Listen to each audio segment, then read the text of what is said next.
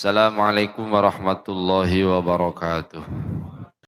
Kalau kita derajatnya orang yang mampu melaksanakan sholat. Terlebih sholat itu dilaksanakan secara berjamaah. Maka diwajarkan jika memang subuh jamaahnya orang-orang pilihan. Mudah-mudahan kita termasuk di dalamnya. Daripada hal itu, karena di antara orang yang mampu memaksakan diri bisa berangkat ke masjidkah atau ke musholahkah, tempat di mana dilaksanakan berjamaah, ya melewati kegelapan malam, maka nanti akan Allah balas dengan berbagai macam cahaya nanti di hari kiamat karena dia sudah rela untuk memaksakan dirinya berangkat ke masjid gelap-gelapan, maka akan Allah balas dengan terang-terang nanti jaga di yaumul akhir.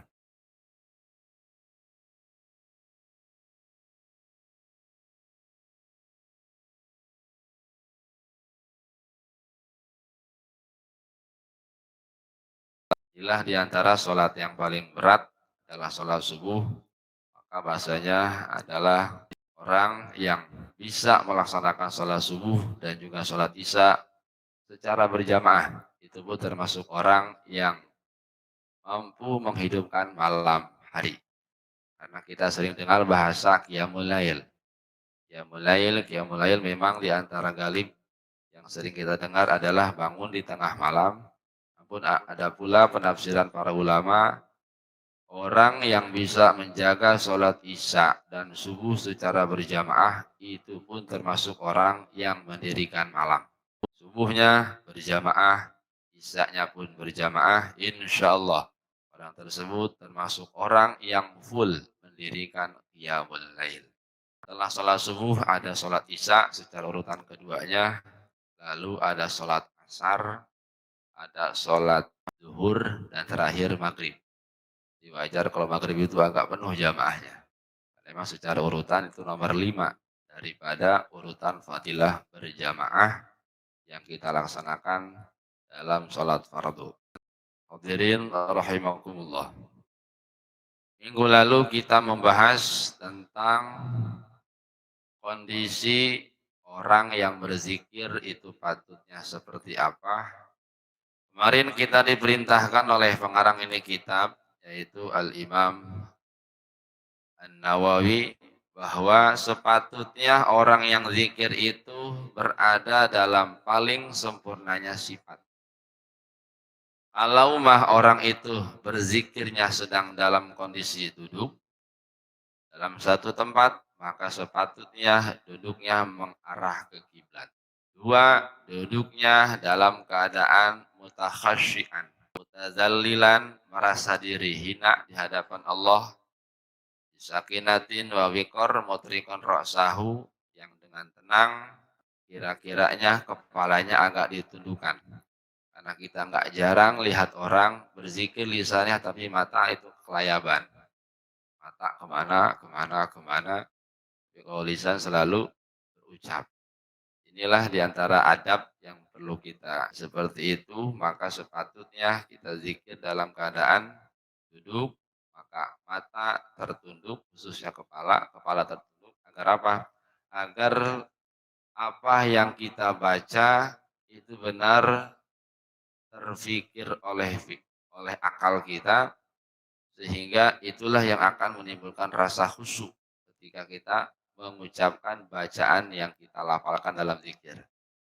Nanti di depan ada bagian-bagian terhadap sampai mana sih kualitas zikir kita itu diakui menurut ajaran Islam. Namun tidak kurang daripada hal itu, ada satu hadis yang diterima oleh Siti Aisyah radhiyallahu taala anha, qalat kana Rasulullah sallallahu alaihi wasallam yattaqi'u fi hijri wa ana haidun fayaqra al-Qur'an. Rasulullah sallallahu alaihi wasallam pernah bersandar di pangkuanku. Wa ana haid, sedangkan saya dalam kondisi haid. Fayaqra al-Qur'an, dan beliau Kanjeng Nabi tetap membaca Al-Qur'an. Kemarin kita tahu bahwa orang yang haid, orang yang sedang haid itu tak sepatutnya, bahkan hukumnya haram ketika membaca secara lisan. Tapi bagaimana kalau dia hanya menjadi sandaran, pangkuan daripada seseorang yang membacakan Al-Quran? Kanjeng Nabi pernah bersandar di pangkuan Siti Aisyah. Siti Aisyah sedang dalam kondisi haid dan kanjeng Nabi membaca. Bahkan kepalanya yang bersandar di pangkuan Siti Aisyah. Dan Siti Aisyah dalam kondisi haid. Ini menyatakan bahwa laki-laki yang terus ingin melafalkan Al-Quran sekalipun perempuan atau istrinya sedang haid, yang nggak boleh itu perempuannya membaca secara lafal Al-Quran.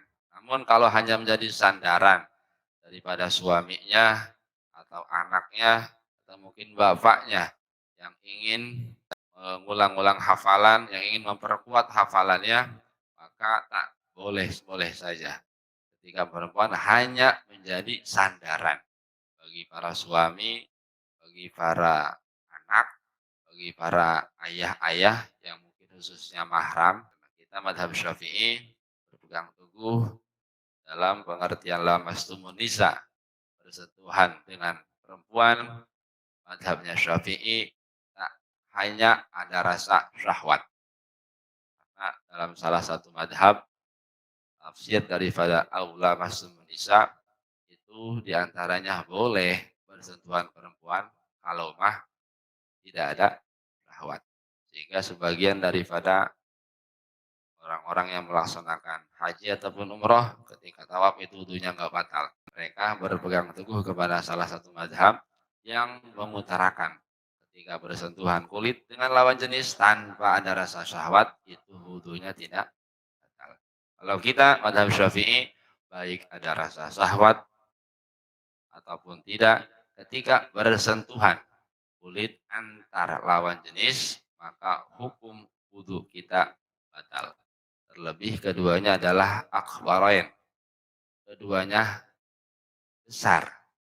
Besar di sini pun banyak penafsiran. Ada yang mengatakan baligoh, baik laki-laki yang menyentuh atau perempuan yang disentuh, hukumnya baligoh.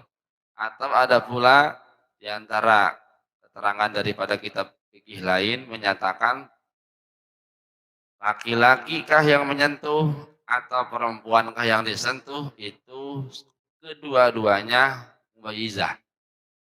Orang yang sudah sampai batas tamyiz sekalipun belum balik. Karena antara pengertian tamyiz dengan balik itu berbeda.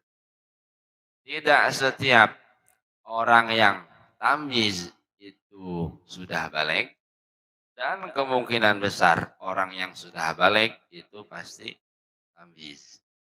Kalau pengertian Sunda, istilah tamyiz itu hidang. Hidang itu an yakula wahdah, wa yasroba wahdah, wa yastanjia wahdah. Orang yang bisa makan sendiri, bisa minum sendiri, mohon maaf, bisa BAB ataupun ceboknya sendiri. Itu salah satu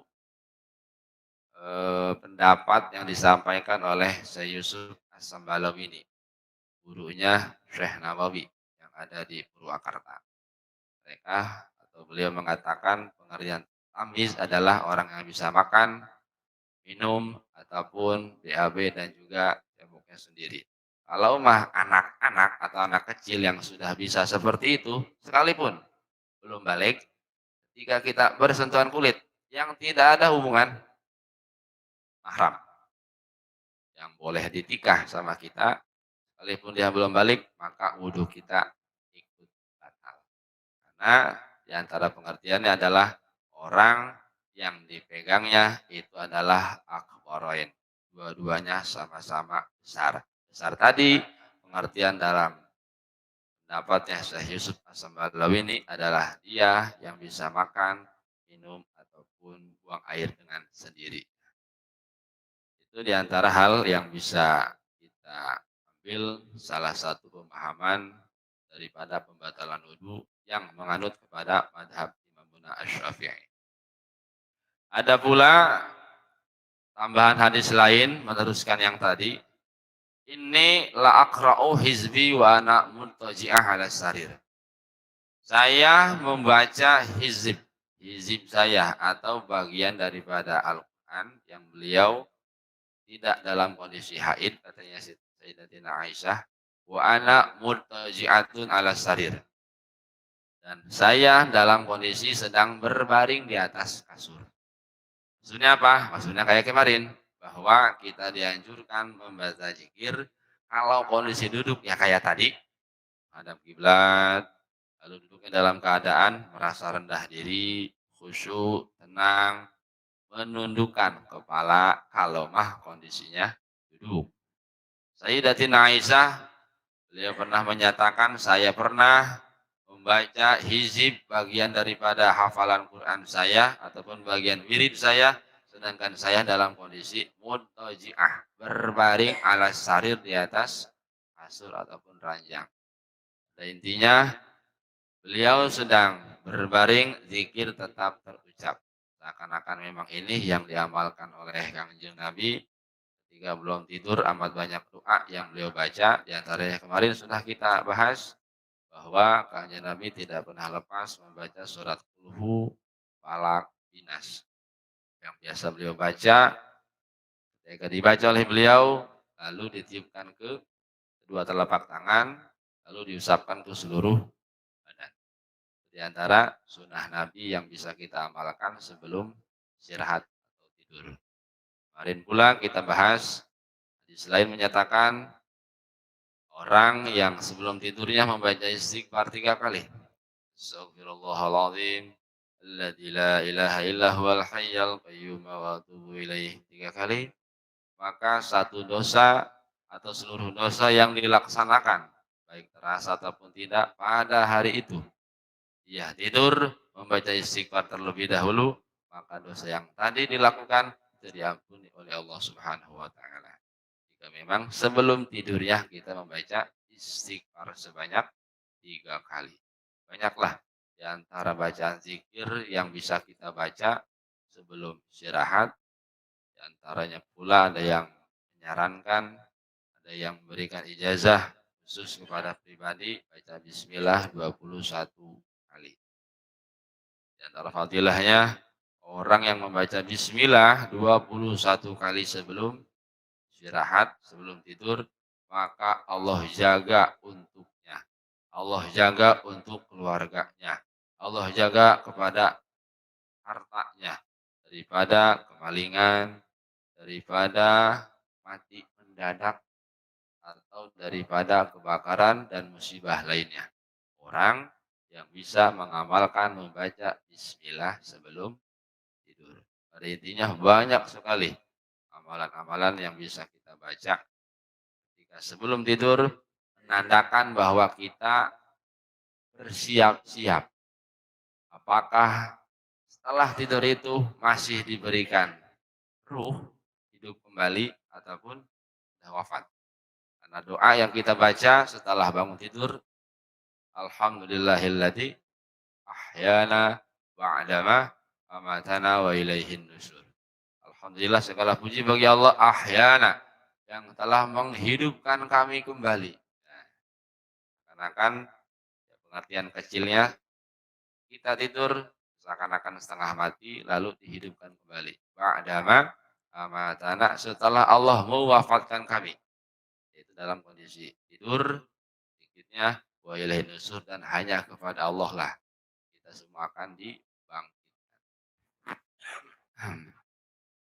Itu diantara pengulangan ta'lim kita minggu lalu. Sekarang faslun wa yanbaghi an yakunal mawdi' alladhi yudhkaru fihi khaliyan nadhifan. Di antara yang paling pokok juga ini. Pasal selanjutnya, musannif pengarang kitab Al-Imam An-Nawawi membahas semestinya orang yang berzikir itu menggunakan tempat yang dipakai zikir khalian, sepi, sunyi. Ya mungkin kayak di sini nih di masjid. Suci, bersih, sunyi, tenang, tentram. Khalian ay an kulli ma yushkilu albal. Sepi dari setiap hal yang bisa menyibukkan hati. Karena kalau kita sholat di pinggir jalan dan tidak tertutup, kendaraan lewat, ya kondisi kayak orang-orang kita kan terganggu. Terganggu dengan suara bising kendaraan, atau mungkin ketika di sebagian masjid, anak-anak kecil yang pada bercanda, gitu, atau mungkin yang nakol-nakol bedug. Maka kita selaku orang yang awam, anak kecil yang ingin sholat berjamaah sekalipun ya masih agak-agak bercanda gitu. Diarahkan oleh kita sepatutnya, cuman kalau sampai melarang untuk tidak lagi ke masjid ya jangan juga. Karena dengan dia sudah mulai mau berangkat ke masjid, sekalipun notabene anak-anak namanya juga, bermain gitu kan, tidak mengenal tempat, mengarahkan kita sepatutnya, adapun untuk melarang untuk tidak lagi ke masjid ya agak jangan juga. Karena nanti yang ada dalam pikirannya, oh saya dari kecil tadi apa itu, usia kecil tuh nggak boleh ke masjid. Nanti ketika usia besarnya pun seakan-akan apa itu, punya pikiran masjid itu tempat yang agak-agak apa itu, agak-agak keras lah. Maka kita sepatutnya biasa-biasa aja kepada anak yang mungkin masih dalam tahapan belajar, karena dalam otaknya hanya bermain dan bermain, sepatutnya kita mengarahkan cuma tidak berlebihan. Karena di sini kembali kepada tadi, tempat yang digunakan zikir sepatutnya khalian, sepi sunyi dari setiap sesuatu yang bisa mengganggu hati dan pikiran. Karena kalau begini kan enak nih, yang terdengar hanya suara kipas saja. Iya, putar kipas dengar, katanya pada tidur semua gitu kan. Iya, saking khusyuknya itu zikirnya itu, masya Allah. Tempat yang dipakai sepi daripada hal yang menyibukkan hati, wa yahsulu min wujudihi al istighol wal waswas. Sebab adanya tempat yang sepi itu membuat kita bisa tenang, zikir dan tidak terganggu oleh hal-hal yang lain. Ini tempat pertama yang dianjurkan oleh pengarang kitab ketika kita akan mulai berzikir. Biasanya orang-orang soleh itu memiliki ruangan khusus di rumahnya. Ruangan yang kiranya enggak dimasuki oleh anaknya, oleh mungkin adiknya, dan lain sebagainya. Itu merupakan tempat dia pen, tempat dia mungkin menyendiri hanya bermunajat kepada Allah. Seakan-akan enggak mau terganggu tempat itu oleh kebisikan, kebisingan, agar kiranya dia punya waktu hanya dia dengan Allah untuk saling berbincang-bincang. Karena arti daripada munajat itu adalah berbisik-bisik munajat. Istighosah artinya ya secara terang-terangan kita mohon ampun, mohon doa kepada Allah. Kalau munajat secara bisik-bisik. Karena kan kita minta pelan-pelan kepada Allah. Dan yang paling dominan ketika Allah menyatakan zatnya sangat dekat kepada hambanya adalah wahwa sajid. Ketika hambanya dalam kondisi sujud. Sujud hambanya rasa rendah di hadapan Allah. Disitulah seakan-akan Allah bisikan, hai hambaku, kiranya aku sangat ridho terhadap tingkah yang kau lakukan pada saat ini. Kau mengakui sebagai penghambaan terhadap aku sebagai pangeran, maka silakan nyatakanlah apa yang jadi permintaan kamu. Maka inilah di antara kondisi yang paling dekatnya antara seorang hamba dengan Allah, bahwa sajidun ketika hambanya dalam kondisi sujud. Maka yang pertama tadi, tempat yang digunakan untuk zikir sepatutnya adalah khalian, sepi, sunyi, naziban, yang bersih. Bersih di sini tidak secara umum saja, ayat tahiran min sayyidil adnas fadlan minal anjas. bersih, suci dari setiap kotoran, apalagi anil anjas dari setiap najis. Karena nggak setiap yang bersih itu suci, dan setiap yang suci itu pasti bersih. Wafitan bih, ada pula. Bersih di sini memiliki peringatan ala annal qalba alladhi huwa mahallu nadharir rabbi yang bagi ayyakuna khalian an sukunil aghyar nazifan tahiran min hubbin najasatid dunya. Ada pula peringatan dari sebagian keterangan ulama yang menyatakan kalau mah tempat yang kita pakai zikir itu harus sepi dan bersih dari setiap kotoran, begitupun tempat di mana hati kita berzikir. Tempat di mana kita gunakan untuk mengingat-ingat zat yang kita zikir. Maksudnya, annal qalba alladhi huwa mahallu nadharil qabri yang bagi ayyakuna khalian. Begitu pula tempat yang harus bersih dan suci adalah qalb, hati. Kenapa? Karena hati adalah tempat memandangnya Allah. Yang sepatutnya tempat itu harus lebih bersih. Harus lebih sunyi dari setiap kebingungan urusan dunia. Dari setiap hal-hal yang menjadi kesibukan hati dan pikiran kita. Min hubbi najasati dunia. Ini lebih luar biasa lagi. Hati kita harus bersih dan suci dari hubbi najasati dunia. Cinta kepada dunia. Cinta kepada najisnya barang dunia. Oh, seakan-akan barang dunia itu disebutnya najis. Kalau memang hal itu melebihi daripada batas keperluan kita. Batas kebutuhan kita. Maka di antara orang-orang yang super alim ketika melihat dunia itu sangat menjijikkan ya bagi mereka. Kalau kita kan seakan-akan masih standar lah. Penting mah enggak mazada alal hajat, nggak terlalu berlebihan mengejar-ngejar dunia. Nah, di antara keterangan yang bisa kita ambil, mangkana waman sarrohu an-naim kullun naim falyadai ad-dunya wasana minan nas. Siapa orang yang ingin bahagia daripada kenikmatan yang ada, falyada az-dunya, maka tinggalkanlah dunia. Wasana minan nas, dan tinggalkanlah daripada pujian dari manusia. Maksudnya apa?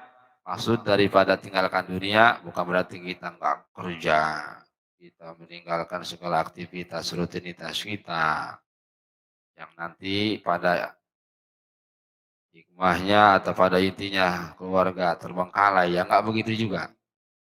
Maksud diantara meninggalkan dunia adalah zada alal hajat, yang melebihi daripada kebutuhan.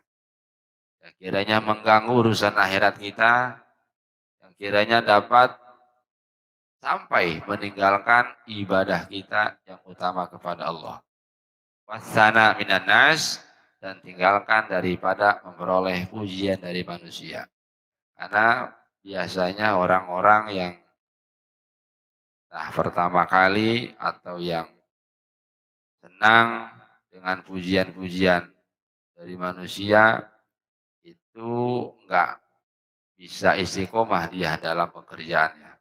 Karena yang dikejar adalah hanya asana, asana, asana. Yang ingin memperoleh pujian daripada setiap manusia. Orang yang pendapatnya Gus Dur itu yang luar biasa juga. Orang yang hidupnya mungkin masih mengharapkan pujian daripada manusia, atau orang yang masih sakit hati daripada celaan manusia, seakan-akan hidupnya masih amatiran. Kata beliau itu. Kata beliau Gus Dur itu. Seakan-akan gimana? Antara pujian, celaan, istiwa. Kita harus bersikap sama aja.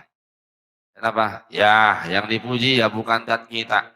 Yang dipuji itu adalah sifat yang nempel di badan kita. Yang sifat itu yang Allah berikan. Apa itu? Keilmuan. Apa itu? Titipan harta. Apa itu? Kemegahan harta. Apa itu? Jabatan yang tinggi. Apa itu semuanya? Merupakan titipan dari Allah yang diberikan kepada sebagian manusia, lalu mereka manusia yang lain merasa, wah mantap juga nih orang. Jadi terucaplah kalimat pujian. Yang memujinya secara hakikatnya adalah memuji daripada sifat-sifat yang Allah titipkan kepadanya. Lalu apa yang perlu dibanggakan? Lah memang yang hanya dipuji itu sifatnya Allah. Oh, luar biasa ilmunya. Allah yang kasih ilmu. Wah, luar biasa kayanya. Allah yang kasih kayanya. Wah, luar biasa tinggi jabatannya. Allah yang kasih keluhuran kekuasaannya Allah. Maka tak sepatutnya orang berbangga dengan pujian yang diterima. Pula tidak terlalu merasa sakit hati dengan celaan yang diterima. Kenapa? Seolah-olah celaan itu untuk introspeksi diri kita. Ya, kalau sebagian ulama mengatakan kalau ada mungkin orang nyela itu harusnya terima kasih. Kenapa? Seakan-akan mungkin dia nyela atas dasar segala kesalahan kita. Bagaikan kesalahan itu adalah hewan kalajengking, bagaikan hewan yang akan menggigit kita. Kalau kita melihat kalajengking dari badan orang lain kan merasa kasihan. Kita buang. Kita buang daripada hewan yang mematikan itu atau mungkin yang mengganggu pikiran seseorang, mengganggu pada badan seseorang, kita singkirkan. Tujuannya apa? Agar dia bersih daripada hewan-hewan tadi. Nah, seakan-akan kita yang mungkin dibicarakan, mungkin dicela, tapi tujuannya untuk kebaikan kita, ya anggaplah itu dia sedang membersihkan daripada hewan yang akan mangsa kita. Supaya kita bersih dari segala sifat yang kotor, bersih daripada hal-hal yang tidak sesuai dengan syariat agama. Maka di antara keterangan lain, tadi pengertian suci adalah hatinya pun harus bersih, harus suci dari segala hubbid dunia, cinta kepada dunia. Karena hubbu al-aslu jamil khotoya, aslu jamil khotoya hubbud dunia. Pokok setiap kesalahan adalah hubbud dunia. Wa aslu jamil fitan man'ul usri wa zakah. Dan pokok dasar setiap fitnah adalah tercegahnya untuk tidak mau membayar zakat. Di sini asal kesalahan adalah disebutkan daripada hadisnya Nabi, cinta kepada dunia yang membuat kita terlena. Sehingga lupa kepada hal yang menjadi pokok penghambaan kita kepada Allah. Yang menjadikan kita lalai terhadap hal yang menjadi kemestian kita beribadah kepadanya.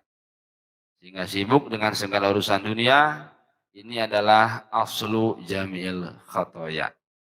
Pokok daripada setiap kesalahan. Karena orang yang sudah senang dunia, senang ingin terus naik pangkatan, biasanya berbuatnya pun ya suka melanggar syariat. Sana-sananya suka menggampangkan kewajiban, ya jangan ditanya kalau sunnah mah. Yang wajib aja besar sering dia tinggalkan, ya apalagi yang sunnah-sunnah. Karena kalau hatinya selalu berpusat kepada akhirat, maksud akhirat itu adalah dia kerja sebagaimana tupoksinya. Bekerja sebagaimana fungsinya aja. Tidak ingin punya iming-iming, ingin naik jabatan, ingin pindah lebih ke atas profesinya. Itu kan tentang dunia juga. Niatnya akhirat seakan-akan hanya bekerja sesuai dengan fungsinya, profesinya. Ajmilil kasba, perbaikilah segala kasabmu. Maka kalau seperti itu, jama'allahu samlahu wa ja'ala ginahu fi qalbi. Allah mencukupi segala kebutuhannya bahkan Allah menjadikan kekayaan di hatinya.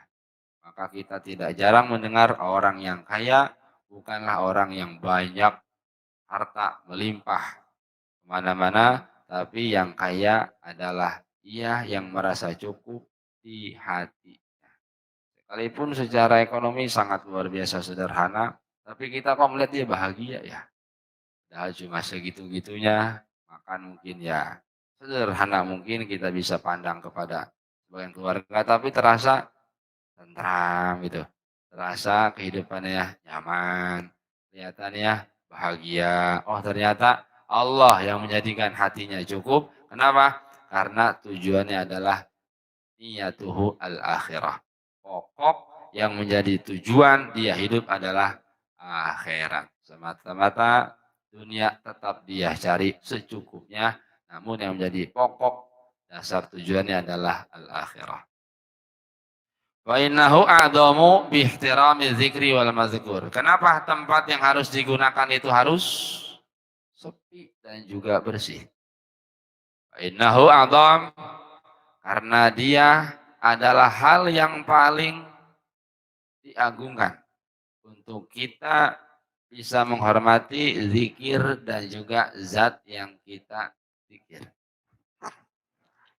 Di mana arti zikir kita tahu bahwa zikir itu mengingat, menyebut nama Allah, maka sepatutnya tempatnya pun harus bersih, suci, sepi, tenang, tentram, agar